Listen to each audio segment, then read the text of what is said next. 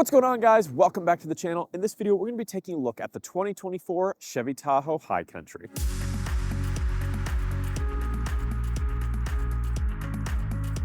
So for the 2024 here, you're not going to see anything new over the 2023, but in 2025, we have a nice clean refresh coming. So definitely hit subscribe so you don't miss that video when we get one of those 2025s on the lot. But this 2024 is still absolutely loaded up with features, and we're going to take a look at everything that this top trim level has to offer. So starting up front with the design of the front grille here. Since this is the High Country, you get these nice little kind of gold or brass accents here paired with the silver grille on the higher trims here. So you've got some silver accents, some of those copper accents. You have a front-facing camera that works with your HD surround vision system, blacked out Chevy bow tie, a really aggressive and cool headlight design here. You've got these LED DRLs that run right here, and these also work as your turn signals. Then you've got an LED set of regular beams as well as high beams here. So a really nicely designed front fascia here. Body colored splitter. You got a little bit of an aerodynamic pass-through here, and then you have a little bit of a satin splitter at the bottom, a little bit more intake there, but it looks like that is fake intake, and then just some cladding at the very bottom. Now under the hood, you have three different engine options, and stay with me here, it's a little bit confusing. So the base engine is going to be a 5.3 liter V8, which has 355 horsepower and 383 pound-feet of torque. This will give your Tahoe a 0 to 60 of 7.5 seconds and put the max towing capacity at 8,400 pounds, and that's rated for 20 miles per gallon highway, 15 miles per gallon city. You also have an optional 3 liter inline-6 turbo diesel engine. This engine has 277 horsepower, 460 pound-feet of torque, and it'll give you 28 miles per gallon highway, 21 miles per gallon city. And then finally, this model here is equipped with the 6.2 liter V8, which has 420 horsepower, 460 pound-feet of torque. It's going to get you going from 0 to 60 in 5.9 seconds. The big trade-off being you're only going to get 18 miles per gallon highway, 14 miles per gallon city. So you're going to take a big hit there as far as mileage goes. Now you got your High Country badging here, and it sits on these 22-inch sterling silver wheels with these chrome inserts. They're pretty flashy, but I wouldn't say they're super interesting looking in my opinion. I like more of the two-tone alloy wheel versus this, but nonetheless, it is a premium look. You got some Tahoe badging here on the side that is powder black. You've got your step that runs along the side there with a little chrome trim on it. And then you've got these big, I mean, these are massive side mirrors here. They have blind spot monitoring, they have turn signals built in. You've got the camera here that works with your HD surround vision, and these are power folding. So when you use the keyless access here on the sides of the door panels, you'll see that the mirrors will go ahead and fold in. Moving on back, you have some chrome trim that runs around the doors here, and then you have some chrome on the door handles here with your keyless access button that you can use to enter and exit the vehicle right there. Hopping up here, you do have a panoramic sunroof up top, as well as these chrome roof rails that of course you could put a crossbar on, put some extra luggage on if you wanted to do that. So moving to the back of the Tahoe here, you're going to notice a pretty simple back end. You do have a little bit of an accent piece here that runs across with the Chevy bow tie in the center here. Nice Tahoe word mark here. You do have two cameras up underneath here. One is going to be your standard HD rear camera that's going to work with that surround vision system. The other one is going to be your rear view mirror camera, which we'll take a look at inside. And then you have a little sprayer here that'll help clean those things off. You have a little bit of a bumper applique here for added ruggedness and durability there on the back. Then you have some parking sensors, and you have quad exhaust tips here, and they are active, which is great. Now behind here, you do have a towing hitch. Now, like I mentioned earlier with the different engine options, you're gonna have different towing capacities. So on the 6.2 liter found in here, you're gonna have 8,300 pounds of towing capacity versus 8,400 pounds of towing capacity on the 5.3 liter. So just little differences here and there. You lose a tiny bit of towing capacity, but you do have a tow hitch back here. This model is also equipped with a max trailering package, which is going to give you an extra capacity cooling system, trailer side blind zone alert, a smart trailer integration indicator, a trailer brake controller, and hitch guidance with hitch view. It is a power liftgate here. There's different ways that you can open it. Using the key fob, if you double tap the bottom button, you're actually just going to open the rear glass here. If you just wanted to reach in here and grab something or put a bag in here, whatever, you could do that nice and easy. And then you can use the button under here to open the liftgate, or you can double tap on the key fob, and it's going to go ahead and open right up for you. And it'll give you access to your first stage of rear storage here. So you do have a little handle you can grab. You've got some stuff underneath here. Not a massive amount of storage space with the third row seats up. You do have a smooth floor though here, so there's no like trunk lip there, so it's easy to kind of load stuff, you can just kind of push it right over the lip here. So this could fit like soccer bags or golf clubs or something along those lines, backpacks, that kind of stuff. You're gonna get the most storage space with the third row seats folded down. But not every family is going to be able to do this. Probably a lot of families actually need that third row. This is the most realistic amount of storage space, and I'll have all the dimensions on screen for you. Not only with all the seats folded up, but you can use these little buttons here to fold your third row seats down, just like that, and get access to a ton more cargo space. And you can also use these buttons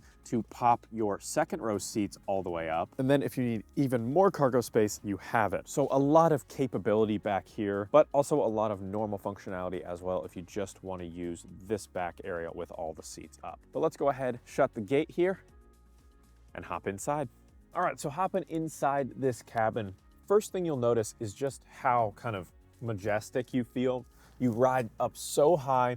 It's such a comfortable, kind of plush, driver-centric feel. You feel very locked in, and some people might like that, some people might not. I think it feels pretty nice, but you've got a lot of kind of top-tier features. But again, this is a really expensive vehicle at over $85,000. So you would expect to have a lot of these different types of features. So I'll point out the ones that I really like and a couple things that I think don't really fit the price tag, and we'll talk about all of it here. Let's start with the cabin materials. That's one thing I think is pretty nice for the most part. There's a couple things I don't love. I really don't like faux wood grain. That's just a personal preference. You guys might like it, and that's totally fine. But for me, I feel like it feels a little bit cheaper. I'd like to see something fabric or carbon fiber or Alcantara or something along those lines, just to make it feel a little bit more premium. This fake plastic wood, it's just never been my favorite. But you have a leather material up top with some accent stitching, and then some soft touch rubber down, and then leather again on the armrest with more accent stitching, and then black plastic down below. And you've got some nice little pockets and things on different levels, because this is a family hauler, of course. You're gonna have people in here, so you're gonna need room for stuff. So you've got room for stuff down here. You've got position memory for your seats. You've got your power folding mirror controls right here. You've got your automatic windows for driver and passenger. And then over here, you kind of have this like airplane cockpit looking control panel thing. It's kind of crazy with how many options you have. You got an electronic parking brake, a little pad that has lane keep assist, park sensors, auto start stop engine, traction control, hill descent control, your 360 camera button. You've got your HUD adjustment button. You do have a HUD up here. Then you have kind of your traction mode control dial over here. So you've got auto, you got two-wheel drive, four-wheel drive up and down. You got your mode adjustments here. You've got all of your lighting controls here. And then you have your trailering brake right past that. So all of your like main controls for everything are gonna be over here. You have a couple things on this side, but for the most part, if you're looking for a button, it's probably over here. Leather wrap steering wheel in front of me here. It is heated. You've got your adaptive cruise control options on the side here, and then your media controls on the right side. And it's got this kind of copper accent that's similar to what we have in the front grille and on the seating surfaces here, but it's a little bit more muted than it is out front. Wiper controls, light controls past that. Now past the steering wheel here, you do have your Chevy digital display back here, and this is gonna give you all kinds of vehicle information. It can be customized. There's different looks that you can work through. You can see your adaptive cruise systems, you can see music, you can see turn-by-turn navigation, all kinds of nice customization there, and then all the typical things you'd wanna see, you know, speed, what gear you're in, oil temp, miles remaining, all that kind of stuff. And then if we move on over here, you do have your little shift-by-wire pad here. We've seen this for years, ever since the Tahoe got redesigned, and you have push for park, toggle for reverse, push for neutral, toggle for drive, and then you have your low mode with your different options here to increase to L1, L2, etc. In the center here, you have a 10.2-inch Chevy infotainment system. This is their kind of built-on Android system. It has all kinds of great functionality. You've got audio, navigation, phone projection, so Apple CarPlay and Android Auto. You've got your camera system menu that gives you all of your different camera views, including the front-facing ones, the wheel-facing ones, the ones for the trailer hitch, everything, and you get your 360-degree overhead view option there as well. You have an entire trailer menu where you can set up custom trailers. You've got on-screen climate control, you've got a Wi-Fi hotspot, you've got Google Podcast built in, Google News, you've got the My Chevrolet app, Amazon Alexa built in, all kinds of great functionality. And you have the entire Google Play Store on here. So if you're an Android user or you just like the Google operating system, you're really gonna like this system. If not, it still works pretty well. Now you've got more leather here on the center, and then you've got some leather up top here with some accent stitching, and then like I said, that faux wood grain that runs all the way across the dash here. Little pocket here for extra storage, nice deep pocket, you could put something in there. You got your flashers, passengers right here, you have vents, and then if we go down a little bit more, you do have physical controls for this display. So you have a home button, a back button, then a volume dial, as well as a media dial here, where you can kind of, you know, switch through radio stations and stuff, and there's little check marks you can select stuff. Down below those manual controls, you have your full climate control system down here, and this can all be controlled with these physical buttons as well as on the display. This is a tri-zone automatic climate control system, so individually adjustable driver, passenger, and rear seat passenger controls here. And then you also have two-way heated seats and ventilated seats for driver right here, so you can control that there. Past that, you do have a 12-volt outlet, one USB-C port, one USB-A port, and then a Qi-enabled wireless charging pad, which is massive and can definitely fit any size phone at this point. Two cup holders here, then this big center armrest here that has a little pad here. The wireless charging pad on Tahoes used to be right here. They moved it down here, which is good. You've got a two-way system here, so you can lift this up and get a nice deep pocket here. But if you use these controls up here, you can actually slide this armrest back, and this is going to give you access to an even more spacious pad down here where you can put stuff if you want to. It gives your second row passengers better access to the cup holders, and you get a little secret cubby right here that you can store important documents or your insurance information, all that kind of stuff in this secret pocket. Close that up, and then if you don't want anyone to know, just push this thing back forward, and boom, it's hidden, secret. Now, as far as the seating surfaces go, these are luxurious seats here. They're these front bucket seats, very sporty, very bolstered. They are leather seats here with these perforations down the center. You have some cool accent trim there on this piping, some accent stitching, a little bit of a color behind the perforations as well. The driver is a 10-way power adjustable seat with lumbar support and position memory. The passenger seat is a power adjustable seat as well. Again, heated and ventilated for driver's seat, and second row passengers also have heated seats. One thing we do not have on this High Country that I wish we did, because I'd love to test it out, is Super Cruise, but you do have it as an option. You just have to add it on. I think it's about $2,500 to add on. And then finally, moving up top, you do have this rear view mirror camera, which can be toggled with this little switch here to switch from a regular rear view mirror to that rear view mirror camera, and then you can adjust it. Check out my hidden features video to find out all of the adjustments there. Then you do have this slide for your shade, slide for your roof, tilt for your roof. You got HomeLink garage door controls up here, LED dome lights. You have your trunk height adjustment right here. You can drop your second row seats, fold those down with those buttons, and then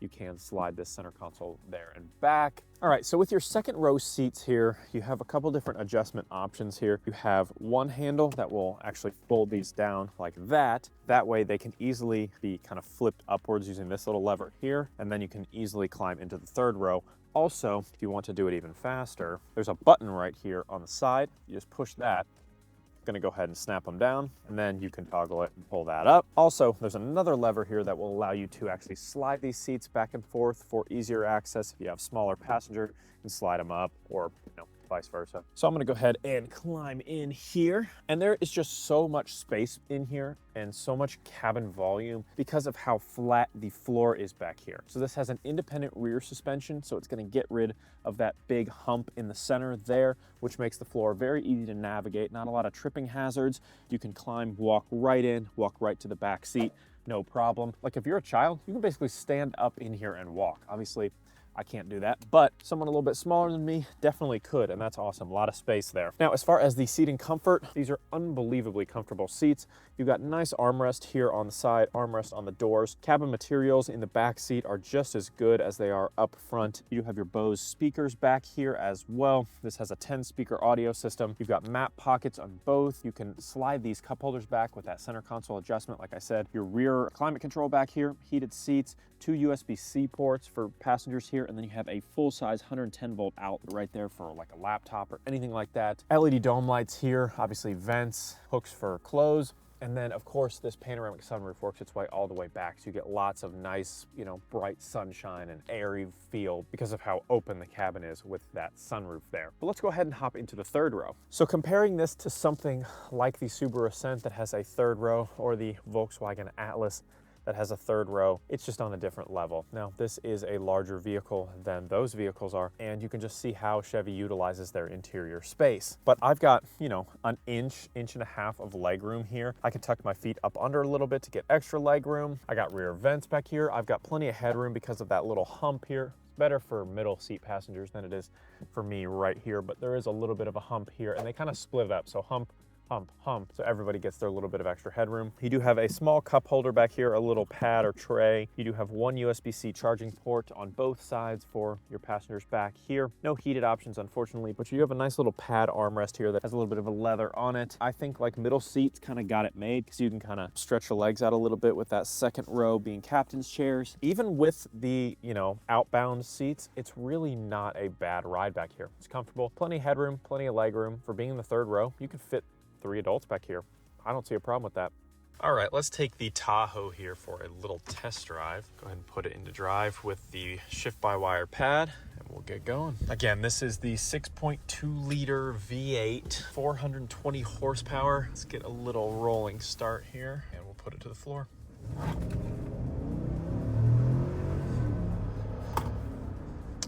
Well, that absolutely goes. That'll put you back in your seat. And I'd assume I could probably put it into sport mode as well. So it's definitely got the torque, it's definitely got the horsepower. It does not feel slow by any means. And this is a large vehicle and has a room for quite a few people in it. But let's go ahead and put our cruise control on. So this does have adaptive cruise. Unfortunately, it doesn't really have that good of kind of driving assistant. It does have lane keeping, and you'll see it's kind of tilting me back and forth a little bit in the lane, but it does tend to drift a lot. As you can see, I'm already pretty much like in the yellow, and then it pulls me back. So you can't really rely on this for any kind of city driving. This is mainly just a highway assistant as far as the adaptive cruise goes, but I wouldn't even use it like a Volkswagen Travel Assist or like a Lane Center from Subaru or Highway Drive Assist from Hyundai, anything like that, or obviously anything that Tesla does. This is just your typical run-of-the-mill adaptive system, and that's fine. I do like this display here. I like how much customization you can do. Definitely check out my secret features video where I show that off in more detail. This Android-based system I think works really well. You have Apple CarPlay on it, which looks fantastic. My biggest question mark here is why GM says they're not putting Apple CarPlay on their new electric vehicles due to driver safety, yet they're putting it on all their ICE vehicles that have the same system. Make that make sense, GM, but whatever. Got it here nonetheless. And I think it's a pretty good system. I haven't tested out the trailering options. It's just not something that I normally do on reviews like this, but from what I've read and heard, the trailering menu is super helpful and works really, really well. That's a huge plus. Obviously, having that tri-zone climate control comes in clutch, especially when you have rear seat passengers. Allowing them to completely customize their climate back there for second and third row passengers is absolutely awesome. You have vents here, like I said. So much like storage space in this car. You know, you've obviously got the center console that slides out and gives you that additional storage inside. Nice deep pocket. You've got storage down here. You've got storage down here as well. All kinds of little cubbies and things. This is the perfect car for hauling around families. There's no question about that. As far as the steering goes, you know, it's a little bit delayed in responsiveness. It feels big. You know, it kind of feels like you're driving a boat a little bit. I don't think there's anything wrong with that. You can get models that are have better specific suspensions for aggressive driving. There's a Z71 option. There's an RST you can get as well. So there's more sporty options. This is kind of like the peak luxury one, the High Country option here. It's got like the magnetic suspension that's adjustable, all that kind of stuff. So this has all of the kind of luxury features. So it has a really soft suspension, and I think you can really feel that. You don't get a lot of feedback from the road. You know, when you're taking turns, everything's really smooth and soft, I guess is the best way that I can put it. So it's a comfortable ride. It's very quiet too. I think it's pretty acoustically sealed. I think you're gonna have a nice, peaceful drive. Let's go ahead and take this turn a little bit higher speed here. Yeah, like it handles well. You don't feel super connected to the road, but that's okay. You're in a very large SUV. This is basically built on a truck platform, but the visibility out the front windshield I think is pretty good. It's actually not as good as some other vehicles. I don't know why exactly. I don't know if it's this really large A-pillar or the giant side mirrors. I can't really determine why I think that the visibility is not that great. Maybe I just need to pump the seat up a little bit. Maybe I'm sitting a little bit too low. Out the back, you do have the rear view mirror camera. And then of course you can switch it to just your normal rear view mirror there. I think the back window is pretty small, so I think using the rear view mirror camera option is going to be the best bet for the most safe driving experience there. That's what I would definitely go with, I think. But overall, yeah, I think it's a really enjoyable car to drive. It's large. Luckily, you have all those different camera menus, so you can, easily get into parking spaces and things like that. You got plenty of premium connectivity here, heated and ventilated seats. If I had to pick a family hauler between the ones that I've actually reviewed, the Tahoe is way up there. I think the biggest downside is the price. $85,000. Now you get a ton of features. You get a very nice technology package, safety package, towing package, comfort, convenience package. Everything is there, but $85,000, that's a lot of money. You guys have to decide for yourself if all of this stuff is worth it. So thanks so much for watching, guys. Drop a like on the video if you loved it. Tell me in the comments down below, what do you think about the 2024 Chevy Tahoe High Country? Let's talk about it down in the comments. And don't forget to hit that subscribe button to be among the first to see every single new video the second I hit publish. We'll see you in the next one.